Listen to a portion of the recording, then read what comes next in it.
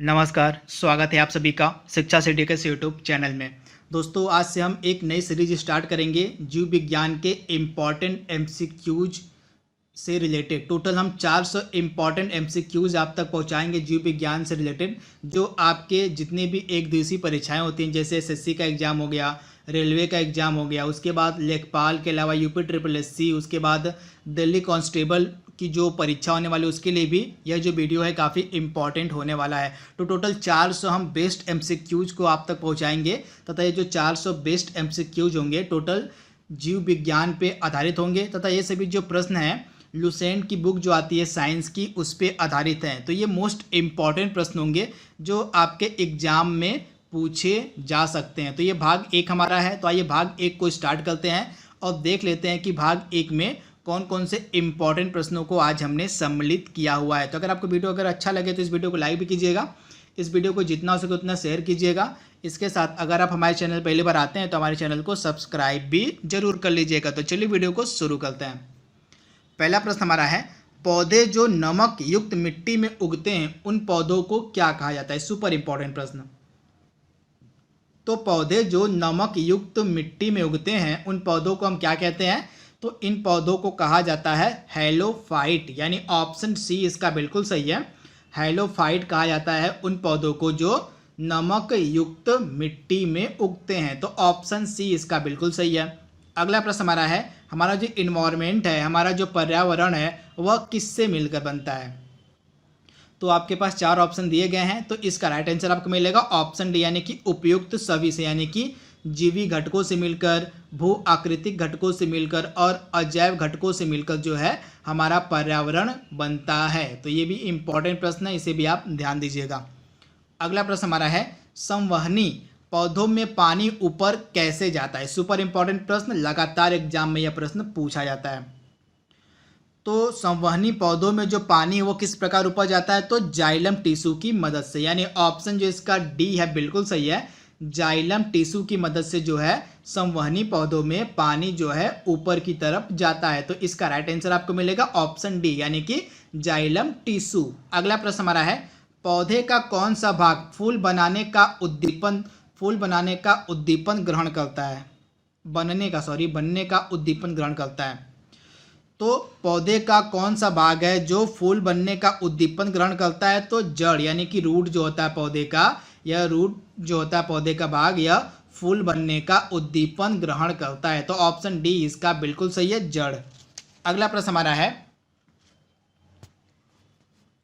Genetics निम्नलिखित में से किसका अध्ययन, मतलब जीनेटिक्स के अंतर्गत किसका अध्ययन किया जाता है। सुपर इंपॉर्टेंट प्रश्न है।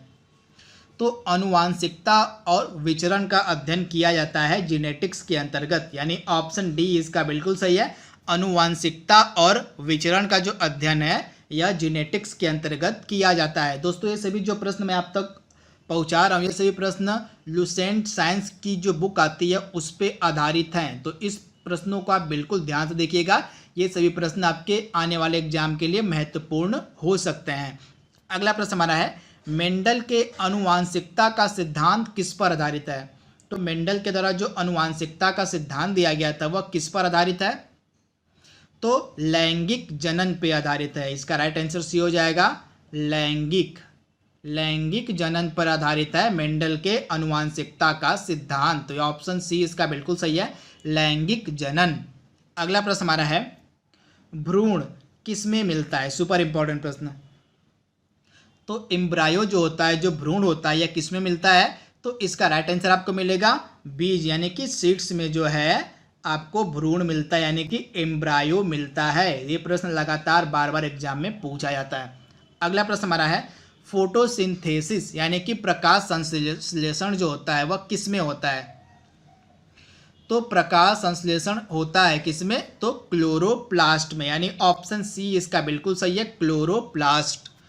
अगला प्रश्न हमारा कह रहा है, लैंगिक जनन से अनुवांशिक विचरण कैसे होता है। सुपर इंपॉर्टेंट प्रश्न। तो लैंगिक जनन से जो है अनुवांशिक विचरण कैसे होता है। तो उपयुक्त सभी इसका राइट आंसर मिलेगा आपको, यानी कि जीन के सम्मिश्रण से, क्रोमोसोम में बदलाव से और जीन के मिश्रण से, इन तीनों प्रक्रियाओं से जो है लैंगिक जनन से आनुवांशिक विचरण होता है। तो ऑप्शन जो इसका डी है बिल्कुल सही, यानी कि उपयुक्त सभी। अगला प्रश्न हमारा है, एड्स विषाणुओं के लिए सबसे ज़्यादा अपनाई गई दवा कौन सी है? सबसे पहले एड्स का पूरा नाम जान लीजिए, एक्वायर्ड इम्यूनो डिफिशियंसी सिंड्रोम। ये भी कई बार एग्जाम में पूछा जाता है तो आपको पता होना चाहिए। तो प्रश्न हमारा क्या कह रहा है, जो एड्स होता है, एड्स विषाणु के लिए सबसे ज़्यादा आजमाई गई दवा अब तक कौन सी है? तो इसका राइट आंसर आपको मिलेगा जीवोउडिन एजीटी, यानी ऑप्शन इसका ए बिल्कुल सही है, जीवोउडिन। तो इसका राइट आंसर ऑप्शन ए है। अगला प्रश्न हमारा है, किस सूक्ष्म जीव के द्वारा हेपेटाइटिस बी की बीमारी होती है? मतलब किस सूक्ष्म जीव के द्वारा जो है हेपेटाइटिस बी की बीमारी उत्पन्न होती है? तो वायरस इसका राइट आंसर हो जाएगा, यानी ऑप्शन ए, यानी कि वायरस के कारण जो है हेपेटाइटिस बी की बीमारी उत्पन्न होती है। तो राइट आंसर आपको मिलेगा वायरस। अगला प्रश्न हमारा है, जो कि लगातार बार बार एग्जाम में पूछा जाता है, कार्बन क्रेडिट का जो दृष्टिकोण है कब से शुरू किया गया था? तो आपको पता होगा 1997 ईस्वी में जापान के क्योटो शहर में एक सम्मेलन किया गया था, एक प्रोटोकॉल आयोजित किया गया था, क्योटो प्रोटोकॉल। तो इसी प्रोटोकॉल में जो है कार्बन क्रेडिट का जो दृष्टिकोण है यह अपनाया गया था, तथा यह जो क्योटो प्रोटोकॉल था किस पे आधारित था? तो यह जो क्योटो प्रोटोकॉल था यह आधारित था ग्लोबल वार्मिंग पे। तो इसे भी आप याद रखिएगा, यह भी एग्जाम में पूछा जाता है। तो जो क्योटो प्रोटोकॉल था यह किस पे आधारित था? तो ग्लोबल वार्मिंग पे आधारित था। क्योटो प्रोटोकॉल 1997 में यह आयोजित किया गया था। क्योटो कहाँ का शहर है? जापान का एक शहर क्योटो है। तो इसे भी आप याद रखिए कि ये भी कई बार एग्जाम में पूछा जाता है कि जो क्योटो प्रोटोकॉल था यह किस लिए आयोजित किया गया था? तो ग्लोबल वार्मिंग के लिए आयोजित किया गया था, ग्लोबल वार्मिंग के प्रभाव को कम करने के लिए, तथा 1997 में आयोजित किया गया था। तथा इसी प्रोटोकॉल में कार्बन क्रेडिट का जो दृष्टिकोण है वह शुरू किया गया था। इसके बाद ऑप्शन में देख लेते हैं, अर्थ समिट, यानी कि हमारा जो पृथ्वी सम्मेलन हुआ था यह कब हुआ था? तो जो पृथ्वी सम्मेलन है यह 1992 में हुआ था। क्यों हुआ था? तो जलवायु परिवर्तन पर चर्चा करने के लिए जो है आपका अर्थ समिट यानी कि पृथ्वी सम्मेलन का जो है आयोजन किया गया था। कहाँ पे किया गया था पहली बार? तो पहला जो अर्थ समिट था यह हुआ था रियो डी जेनेरियो शहर में। यहाँ पे आप देखिएगा, रियो डी जेनेरियो शहर जो आपको मिलेगा ब्राज़ील में, यहीं पे पहली जो है अर्थ समिट का आयोजन किया गया था 1992 में। क्यों किया गया था? तो जलवायु परिवर्तन के कारण। तो इसे भी आप याद रखिएगा। इसके बाद तीसरा ऑप्शन हमारा क्या कह रहा है? Montreal protocol. ये भी इंपॉर्टेंट है, लगातार एग्जाम पूछा जाता है। तो मॉन्ट्रियल प्रोटोकॉल का आयोजन कब किया गया था? 1989 में। यहाँ पे आप देखिएगा, कनाडा का एक शहर है मॉन्ट्रियल। यहाँ पे आप देखिए कहाँ का शहर है? तो कनाडा का एक शहर है मॉन्ट्रियल। यहीं पे 1989 में इस प्रोटोकॉल का आयोजन किया गया था। क्यों किया गया था? तो ओजोन परत के संरक्षण के लिए, ओजोन परत संरक्षण के लिए जो है मॉन्ट्रियल प्रोटोकॉल का आयोजन किया गया था 1989 में कनाडा के शहर मॉन्ट्रियल में। तो इसे भी आप याद रखिएगा। जैसा कि मैंने आपको बताया, क्योटो प्रोटोकॉल क्यों आयोजित किया गया था, अर्थ समिट क्यों आयोजित किया गया था, मॉन्ट्रियल प्रोटोकॉल क्यों आयोजित किया गया था, इन तीनों की डेट, इन तीनों की लोकेशन और क्यों आयोजित किया गया था, यह भी आपको पता होना चाहिए, क्योंकि यहाँ से हर वर्ष सभी प्रकार की परीक्षाओं में 1 या 2 प्रश्न पूछे जाते हैं। अगला प्रश्न हमारा है, प्लाज्मा में जल का मात्रा के मतलब जल की मात्रा कितनी होती है? तो जो प्लाज्मा होता है हमारे शरीर में, उसमें जल की जो मात्रा होती है लगभग 90% होती है, 90%। तो ऑप्शन डी इसका बिल्कुल सही है। अगला प्रश्न हमारा है, एक वर्किंग वीमेन यानी कि एक कार्यशील महिला को प्रतिदिन कितना प्रोटीन लेना चाहिए? तो जो एक कार्यशील महिला होती है उसको प्रतिदिन कितना प्रोटीन लेना चाहिए? तो 45 ग्राम, यानी ऑप्शन डी इसका बिल्कुल सही है, 45 ग्राम। अगला प्रश्न हमारा है, निम्न में से कौन सा जीव अपनी त्वचा से सांस लेता है? सुपर इंपॉर्टेंट प्रश्न। तो निम्न में से कौन सा जीव अपनी त्वचा से सांस लेता है? तो इसका राइट आंसर आपको मिलेगा मछली, यानी ऑप्शन, इसका राइट आंसर आपको मिलेगा क्या? तो इसके आंसर में थोड़ा सा कन्फ्यूजन मुझे है कि इसमें से जो 15वां प्रश्न हमारा है, अगर आपको इसका जवाब पता होगा तो आप कमेंट बॉक्स में बताइएगा। इसमें थोड़ा सा मुझे कन्फ्यूजन है कि इसमें से कौन सा जीव है जो अपनी त्वचा से सांस लेता है। तो इसको हम छोड़ देते हैं अभी के लिए। कल के वीडियो में जो हम अपना दूसरा बायोलॉजी का वीडियो अपलोड करेंगे उसमें मैं आपको इसका आंसर बता दूंगा। फिलहाल अगर आपको इसका जवाब पता होगा तो आप इसका कमेंट बॉक्स में आंसर दीजिएगा क्वेश्चन नंबर 15 का। अगला प्रश्न हमारा है, रक्त होता है। आपको बताना रक्त क्या होता है दिए गए ऑप्शंस में से। तो रक्त क्या होता है, यह एक संयोजी ऊतक होता है, यानी ऑप्शन जो ए है इसका बिल्कुल सही। जो ब्लड होता है हमारा, जो रक्त होता है, यह एक संयोजी ऊतक होता है। अगला प्रश्न हमारा है, मानव शरीर के किस अंग में लसिका कोशिका बनती हैं। तो मानव शरीर के किस अंग में लसिका कोशिकाएं बनती हैं। तो मानव शरीर का अंग है दीर्घ अस्थि, इसी में जो है लसिका कोशिकाएं बनती, यानी ऑप्शन बी इसका बिल्कुल सही है। अगला प्रश्न है, सही मिलान आपको मतलब इसमें से आपको बताना है कि कौन सा सही सुमेलित नहीं, मतलब किसका सही सुमेल नहीं किया गया है। तो ये देख लेते हैं। तो विटामिन डी की कमी से रिकेट्स नामक रोग होता है, बिल्कुल सही है। विटामिन ए की कमी से रतौंधी नामक रोग होता है, बिल्कुल सही है। विटामिन सी की कमी से स्कर्वी नामक रोग होता है, बिल्कुल सही है। और विटामिन बी की कमी से बाल का झड़ना नामक रोग नहीं होता, तो यह सही सुमेलित नहीं है। विटामिन बी की कमी से आपको होता है कौन सा रोग, तो बेरी, तो इसे आप ध्यान दीजिएगा।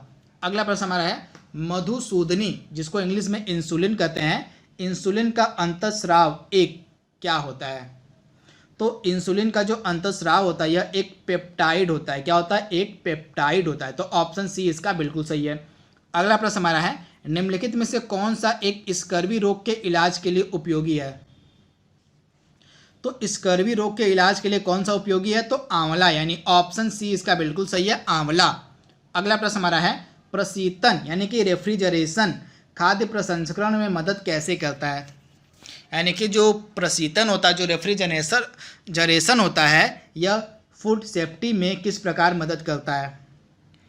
तो प्रशीतन जो होता है यह जैव रासायनिक अभिक्रियाओं की दर को कम करके जो है खाद्य प्रसंस्करण में मदद करता है, यानी ऑप्शन बी इसका बिल्कुल सही है।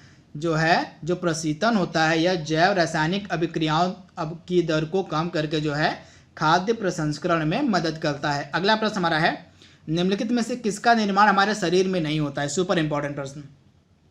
तो ऑप्शन ए यानी कि विटामिन ए का जो निर्माण होता है हमारे शरीर में नहीं होता है।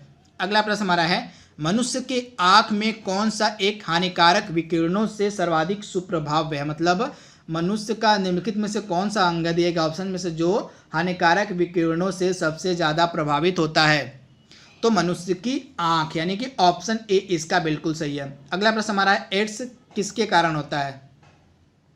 तो जो एड्स होता है यह किसके कारण होता है, तो एड्स होता है विषाणु यानी कि वायरस के कारण। जैसे आप यहाँ देखिएगा वायरस के कारण जो होता है एड्स नामक बीमारी होती है। अगला प्रश्न हमारा है, एनोस्मिया किसे कहते हैं। सुपर इंपॉर्टेंट प्रश्न। तो एनोस्मिया किसे कहते हैं, ऐसे लिखा था इंग्लिश में एनोस्मिया। तो सूंघ न पाना, मतलब सूंघने की जो संवेदना है अगर किसी व्यक्ति की कम हो जाती है तो उसको कहा जाता है एनोस्मिया। तो इसे भी आप याद देखिएगा एनोस्मिया, यानी ऑप्शन बी इसका बिल्कुल सही है। सूंघने की जो संवेदना है जब कम हो जाती है तो उस बीमारी को एनोस्मिया कहा जाता है। और एक और बीमारी होती है एगेसिया, एगेसिया।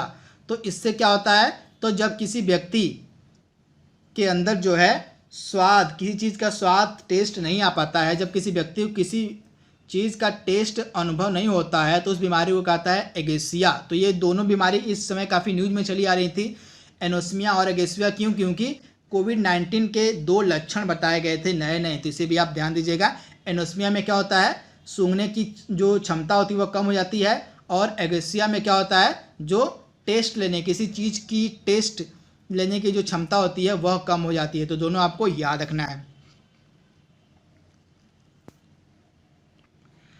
अगला प्रश्न है, आँख के रेटिना की परंपरागत कैमरा के निम्नलिखित में से किस भाग से तुलना की जा सकती है। तो हमारे जो आँख को रेटिना होती है उसकी कैमरा के किस भाग से तुलना की जा सकती है। तो आँख के रेटिना की जो तुलना है यह कैमरा के फिल्म वाले हिस्से से की जा सकती है। तो ऑप्शन ए इसका बिल्कुल सही है, फिल्म। तथा हमारा जो रेटिना होता है इस पर प्रतिबिंब कैसा बनता है, तो रेटिना पर जो प्रतिबिंब है वह वास्तविक और उल्टा बनता है। इसे आप याद रखिएगा, वास्तविक और उल्टा प्रतिबिंब बनता है रेटिना पे। तो इसे आप ध्यान दीजिएगा। अगला प्रश्न हमारा है, मच्छरों के नियंत्रण के लिए प्रयोग की जाने वाली कीट भक्षी मछली कौन सी है। तो गैम्बूसिया इसका राइट आंसर हो जाएगा, गैम्बूसिया, यानी ऑप्शन सी इसका बिल्कुल सही है, गैम्बूसिया। अगला प्रश्न हमारा है, किस शारीरिक प्रक्रम में प्रोथ्राम्बिन का संबंध है। सुपर इंपॉर्टेंट प्रश्न है। तो रक्त जमाव की जो प्रक्रिया होती है उसी से संबंधित होता है एक रक्त जमाव की प्रक्रिया में एक प्रक्रिया होती है प्रोथ्राम्बिन की भी, तो प्रोथ्राम्बिन का जो संबंध होता है यह रक्त जमाव से होता है, तो इसे भी आप ध्यान दीजिएगा। तथा किस प्रोटीन की कमी से जो रक्त का थक्का है नहीं जमता है, तो रक्त का जो थक्का है किस विटामिन के की कमी से नहीं जमता है, तो इसे आप याद रखिए कि विटामिन के की कमी से जो है रक्त का थक्का नहीं जम पाता है। अगला प्रश्न हमारा है एमनियोसेनेटोसिस। एमनियोसेनोटोसिस एक तरीका है जो बताता है, इसका पूरा नाम है एमनियोसेंटोसिस। क्या हो जाएगा? एमनियोसेंटोटिस। यह एक तरीका है जो बताता है, क्या बताता है? तो भ्रूण के लिंग को, तो इसे भी आप ध्यान दीजिएगा। भ्रूण के लिंग का पता लगाने के लिए जो है एमनियोसेंटोसिस नामक एक तरीका अपनाया जाता है, तो ऑप्शन ए इसका बिल्कुल सही है। अगला प्रश्न हमारा है बीएमडी परीक्षण किया जाता है किसकी पहचान के लिए? तो बीएमडी का सबसे पहले आप नाम याद रखिए, बोन मिनरल डेंसिटी। क्या हो जाएगा? बीएमडी मतलब बोन मिनरल डेंसिटी। अब आसानी से आप बता सकते हैं, मतलब हमारे अस्थि घनत्व का पता लगाने के लिए जो है इस प्रक्रिया को अपनाया जाता है बीएमडी। इसका वैज्ञानिक नाम हो जाएगा आपका ऑस्टियोपोरोसिस, तो इसे भी आप याद रखिएगा। ऑस्टियोपोरोसिस की पहचान के लिए जो है बीएमडी परीक्षण किया जाता है, तो इसे आप याद रखिएगा। बीएमडी का पूरा नाम होता है बोन मिनरल डेंसिटी, तो इसे भी आप ध्यान दीजिएगा। तो भाग 1 जो हमारा था जीव विज्ञान के प्रश्नों पर आधारित, हमने उसको कवर कर लिया है। आई होप आपको वीडियो पसंद आएगा। तो आज के लिए बस इतना ही। Thank you, thanks for watching, thank you. Hello friends, मेरा नाम गमरीश यादव और मैं आपसे ये कहना चाहूँगा कि अगर अभी तक आप लोगों ने अभी अनअकैडमी एप्लीकेशन इंस्टॉल नहीं किया है तो इंस्टॉल कर लीजिए, जहाँ पे मेरी फ्री क्लासेस भी चलती हैं, जहाँ पे मेरी पेड क्लासेस भी चलती है। तो फ्री क्लासेस भी आप रेगुलर देख सकते हैं। एवरीडे एसएससी में, रेलवे में, जितने भी आपके अपकमिंग एग्जामिनेशन आ रहे हैं, सारे सेक्शंस के लिए मैं आपको फ्री क्लासेस वहाँ पे प्रोवाइड करा रहा हूँ। करना सिर्फ इतना है आपको कि अनअकैडमी का एप्लीकेशन इंस्टॉल करना है और वहाँ पे आपको कोड टाइप करना है विमरीस @14। विमरीस मेरा नाम है, @ जो है स्पेशल कैरेक्टर हो जाएगा और 14 डिजिट हो जाएगा, जिससे आप फ्री क्लास है जो बिल्कुल फ्री है, बिना किसी पैसे लगाए जो वीडियोस मिलेंगी वो आप जा करके वहाँ पे देख सकते हैं बिल्कुल फ्री अनअकैडमी के एप्लीकेशन पे। उसके बाद दोस्तों, अगर ये वीडियो आपको अच्छी लग रही है, जो वीडियो प्रेजेंट करी जा रही है आपको शिक्षा सिटी पे, तो वीडियोस को लाइक करिए, चैनल को ज़्यादा से ज़्यादा शेयर करिए, चैनल को ज़्यादा से ज़्यादा सब्सक्राइब करिए। चलिए वीडियो देखते हैं।